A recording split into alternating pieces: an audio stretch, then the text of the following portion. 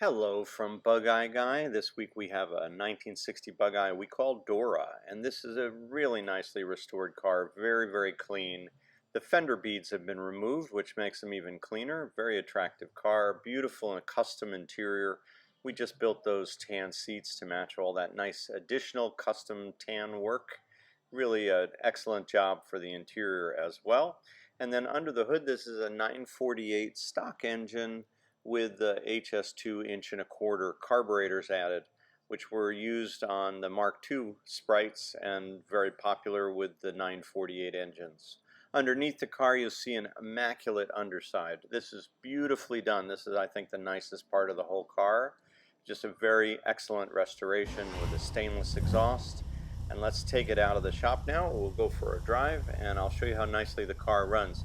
It has drum brakes up front and a 4-speed transmission with a non-synchro first, like all the stock cars did. That's the original setup, non-synchro reverse, but it's all working quite nicely. You see me shifting into second before I engage first or reverse, and that works great. So we'll shut the overhead door here and take you for a drive. You'll be able to see. On this drive I'm going to run through sort of my own kind of informal checklist. We have lots of formal checklists as well before the cars depart, but I'm looking for any rattles or noises that are out of the ordinary.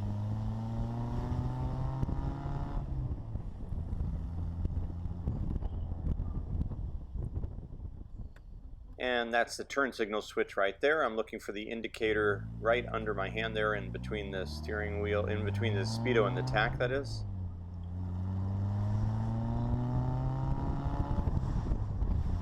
And I'm going to also rev it up to maybe 4,000 RPMs here and accelerate.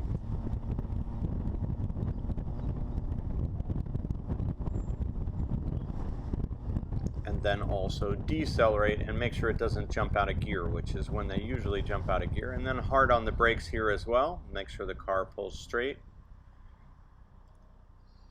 And also that the pedal effort is accurate and correct and direct.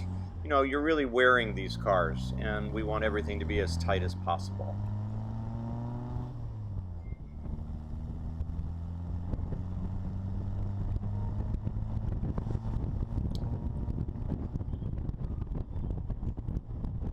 And the horn works. And up here I'm going to check that the handbrake's working well, that I'm getting good action out of both rear wheels. And that tells me that the wheel cylinders aren't leaking or that the axle seals aren't leaking, which is a chronic problem on these cars.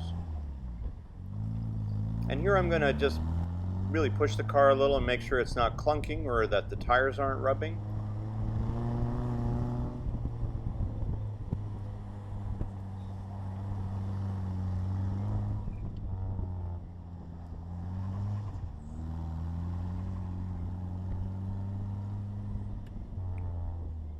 And it performed beautifully. Very happy with that.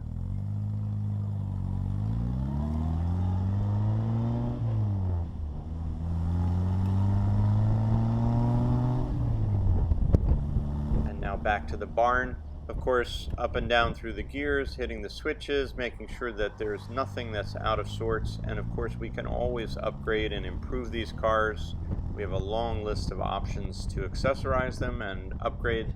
This one has no sway bar, it also has no aluminum radiator, but it does have a good new radiator, and so it should be fine for mild climate. In a hot climate, I'd recommend the aluminum radiator upgrade.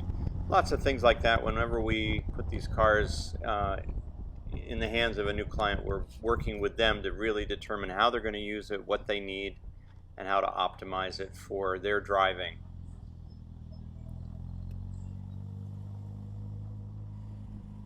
And back to the Quonset down the driveway and back into the building, where we will keep the car safe until it's ready to head to a new home.